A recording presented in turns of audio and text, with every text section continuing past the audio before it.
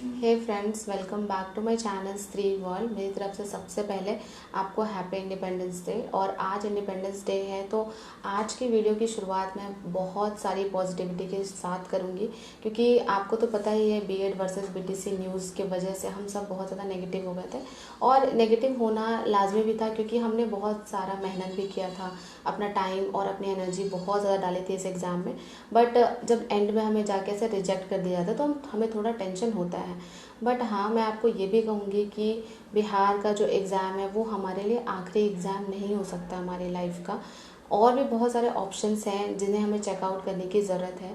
जैसे मैंने भी बहुत ज़्यादा बिहार की वैकेंसी पर फोकस कर दिया था, और बहुत ज़्यादा जब ये न्यूज़ आई तो मैं भी बहुत ज़्यादा डीमोटिवेट हो गई थी। बट आप इतनी ज़्यादा टेंशन लेकर, इतना ज़्यादा डीमोटिवेट होकर आखिर कितने दिन रहेंगे?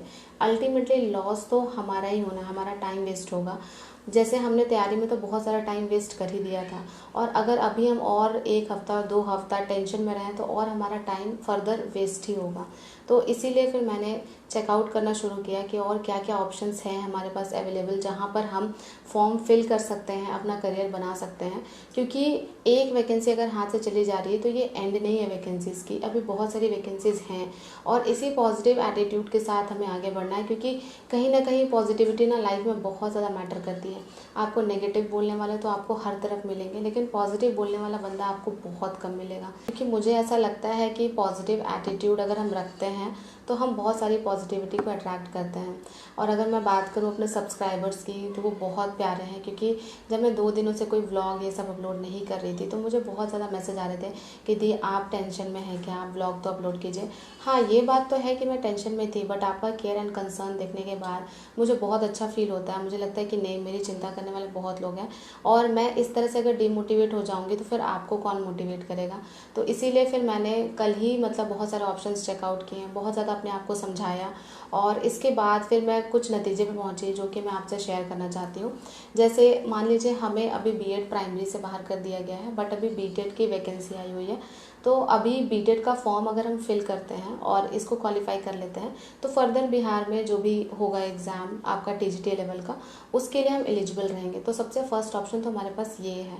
और अगर मैं बात करूँ बीटेड के सब्जेक्ट कॉम्बिनेशन की, तो वो आप एक बार देख लीजिएगा, क्योंकि इसमें सब्जेक्ट कॉम्बिनेशन उतना कुछ टफ नहीं है। क्योंकि मैंने भी सोचा था कि मैं टीजीटी मैथ्स के लिए एलिजिबल नहीं हूँ, बट कल ही मैं कोई टीचर का वीडियो देख रही थी तो उन्होंने कहा कि अगर आपका ग्रेजुएशन में मैथ्स, फिजिक्स और केमिस्ट्री है तो हम टीजीटी मैथ्स के लिए एलिजिबल हैं। तो आप इस तरह से एक बार सब्जेक्ट कॉम्बिनेशन चेक कर लीजिएगा। तो ये तो हो गई पहली बात। और अगर आप जानते होंगे कि टीचिंग वैकेंसीज़ में एज होता है 40 ईयर्स तक, तो इसलिए आप टेंशन मत लीजिए कि अगर बिहार में नेक्स्ट वैकेंसी 3-4 साल के बाद भी आएगी तो भी आप उसके लिए एलिजिबल रहेंगे। तो ये है पहली बात। दूसरी बात है कि झारखंड में भी आई हुई है वैकेंसी टीचर्स की। हाँ, बट उसमें एक कंडीशन ये है कि जिसने जेटेड पास किया है वही उसके लिए एलिजिबल है। बट ये भी है कि जेटेड वहाँ पर 2016 में हुआ था, उसके बाद से वहाँ पर जेटेड नहीं लिया गया। इस वजह से मामला जो है वो कोर्ट में चला गया है, और कोर्ट अपना फाइनल जजमेंट 18 अगस्त को बताएगी। और मान लीजिए अगर 18 अगस्त को हमें सीटेड वालों को अगर एलिजिबल कर दिया जाता है तो हम झारखंड की वैकेंसी पे भी अप्लाई कर सकते हैं, क्योंकि वहाँ पर ऑल ओवर इंडिया से आप फॉर्म डाल सकते हैं। तो ये 2 वैकेंसीज़ की मैं बात करती हूँ। तीसरी वैकेंसी हो गई जेएसएससी सीजीएल की। वो मैंने उसका फॉर्म फिल कर रखा है। मेरा ऐसा पहले कोई मोटिव नहीं था कि मैं जेएसएस सीजीएल की तैयारी करूं या फिर उसका एग्ज़ाम दूं, क्योंकि अल्टीमेटली मैं अपनी लाइफ में टीचर ही बनना चाहती हूँ। क्योंकि जो सेटिस्फैक्शन मुझे स्टूडेंट्स को पढ़ाने से आता है, मुझे नहीं लगता कि और किसी प्रोफेशन में मुझे आएगा। तो इसलिए मैंने हमेशा टीचिंग को ही टारगेट किया था। बट अब मैं ऐसा नहीं करूँगी। अब जो भी एग्ज़ाम्स आएंगे मैं उनके लिए प्रिपेयर करते रहूँगी। तो ये तो तीसरी वैकेंसी हो गई जेएसएससी सीजीएल की। ये 3 ऑप्शंस तो आपके पास अभी अवेलेबल हैं। अब मैं फोर्थ ऑप्शन की बात करती हूँ। फोर्थ ऑप्शन है DSSB टीजीटी। तो अगर हम DSSB टीजीटी की तैयारी करते हैं तो वो भी एक बहुत अच्छी पोस्ट है। हाँ, वो एक बात है कि वहाँ पे वैकेंसीज़ कम आती है, बट अगर आप सब्जेक्ट वाइज बाइफर्केट कर देंगे तो वैकेंसीज़ ज़्यादा ही है। जैसे वहाँ पर आपकी वैकेंसी साइंस के लिए अलग, और वो भी साइंस में मेल और फीमेल के लिए अलग अलग वैकेंसीज आती हैं। तो इस तरह से ऐसा नहीं आपको देखने में लगेगा कि वैकेंसीज बहुत कम है, बट आप देखिए कि मेल फीमेल को पहले ही अलग कर दिया था, हर सब्जेक्ट की अलग अलग वैकेंसी आती है, आप सबको काउंट करेंगे तो वैकेंसीज बहुत ज़्यादा हो जाती हैं। तो इसीलिए कभी भी हताश मत होइएगा कि अगर फीमेल में 200 ही वैकेंसी है तो मेरा होगा कि नहीं। तो अगर फीमेल में 200 वैकेंसीज होती है तो उसमें अप्लाई करने वाले भी केवल फीमेल ही होती हैं। तो थोड़ा सा अपनी तैयारी को अभी से स्ट्रॉन्ग रखिएगा। अभी बिना डीमोटिवेट हुए DSSB TGT का सिलेबस चेकआउट करने के बाद अगर आप पढ़ाई करना शुरू कीजिएगा तो हो सकता है कि आपका उसमें सिलेक्शन हो जाए। और सब कुछ ना हम उम्मीद पे ही रख सकते हैं। अगर हम पहले ही सोच लेंगे कि मेरा होगा ही नहीं तो फिर सच में आपका किसी भी एग्ज़ाम में नहीं होगा। अगर आप थोड़ा सा भी अपने अंदर होप रखेंगे तभी आप तैयारी शुरू करेंगे, और जब तैयारी शुरू करेंगे तो आप देखिएगा कि आपका सिलेक्शन भी ज़रूर होगा। इसके साथ साथ देखिए 5th वैकेंसी जो है वो है हमारी AMRS की वैकेंसी। तो उसमें भी बहुत सारी वैकेंसीज आई हुई हैं। आप अपना एक बार चेक कर लीजिएगा कि आप किसके लिए एलिजिबल हैं। और कुछ कुछ वैकेंसीज हैं AMRS में, जैसे कि आपका JSA का भी है, तो आप वो सब वैकेंसीज भी उसमें फिल कर सकते हैं। तो ये 5 वैकेंसीज थी टीचिंग एग्ज़ाम की, जो कि जिस पे कि हम टारगेट कर सकते हैं। हाँ, ये है कि कुछ वैकेंसीज आ गई हैं, कुछ आने वाली हैं। तो जो आने वाली हैं उसकी भी तैयारी कीजिए, और जो आ गई हैं अगर आप उसके लिए एलिजिबल हैं तो आप उसके लिए भी तैयारी कीजिए, क्योंकि अल्टीमेटली ना हमें तैयारी ही करना, अपना हर सब्जेक्ट को कंप्लीट करना है। तो ये तो बात थी टीचिंग एग्ज़ाम्स की। टीचिंग एग्ज़ाम्स में अभी भी हमारे पास ये 5 ऑप्शंस अवेलेबल हैं। लेकिन अगर आप इंटरेस्ट रखते हैं नॉन टीचिंग एग्ज़ाम्स के लिए भी, तो उसमें बहुत सारी वैकेंसीज अभी अनाउंस होने वाली हैं। जैसे कि मेरे बहुत सारे सब्सक्राइबर्स कह रही थी कि उनकी एज जो है वो 30 क्रॉस कर गई है, और नेक्स्ट जब भी टीचिंग एग्ज़ाम की वैकेंसी आएगी तो उनका एज जो है वो बहुत ज़्यादा हो जाएगा। तो मैं आपको ये बताना चाहती हूँ कि अभी मतलब मुझे ऐसा सुनने में आ रहा है कि रेलवे की वैकेंसीज आने वाली हैं, और बहुत बम्पर वैकेंसीज आने वाली हैं। तो आप जैसे अगर अभी आप बिहार के लिए पढ़ रहे होंगे तो आपने GS पर बहुत ज़्यादा काम किया होगा। GS तो आपका बहुत स्ट्रांग हो ही गया होगा। साथ ही साथ अगर आप झारखंड एग्ज़ाम की तैयारी करेंगे तो उसमें भी GS बहुत ज़्यादा मार्क्स का है। मुझे लगता है शायद 50 मार्क्स का GS है। आप एक बार से चेक कर लीजिएगा। तो उसके लिए भी आपको GS पढ़ना ही होगा। मीन्स कि GS एक ऐसा सब्जेक्ट है जिस पर आपको किसी न किसी तरह से कमांड हासिल ही करना होगा, चाहे आप कोई भी एग्ज़ाम क्रैक करना चाहते हो। तो मैं आपको यही कहूँगी कि अगर आप टीचिंग एग्ज़ाम्स की तैयारी कर रहे हैं तो साथ में, जैसे हम टीचिंग एग्ज़ाम की तैयारी करते हैं तो हम मैथ्स और रीजनिंग को थोड़ा इग्नोर कर देते हैं। हम सोचते हैं कि इसमें तो ईजी लेवल का मैथ्स और रीजनिंग आएगा।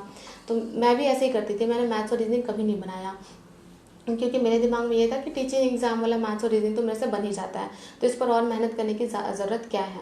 बट देखिए अभी टीचिंग एग्जाम से तो मैं बाहर कर दिया गया है, तो इसीलिए मैं आपको कहूँगी कि आप मेरे जैसी गलती मत करिएगा। मैथ्स रीजनिंग को भी थोड़ा थोड़ा स्ट्रॉन्ग करते चलिए, ताकि और भी जो नॉन टीचिंग एग्ज़ाम्स है वहाँ पर हम अप्लाई कर सकें। और रेलवे का एग्ज़ाम मुझे बहुत बढ़िया लगता है, क्योंकि यहाँ पर वैकेंसीज़ भले लेट से आती है बट बहुत ज़्यादा वैकेंसीज़ होती हैं। तो यहाँ पर आप अगर आप मैथ्स रीजनिंग और GS अपना स्ट्रॉन्ग कर लेते हैं तो आप यहाँ पर भी फॉर्म फिल कर सकते हैं।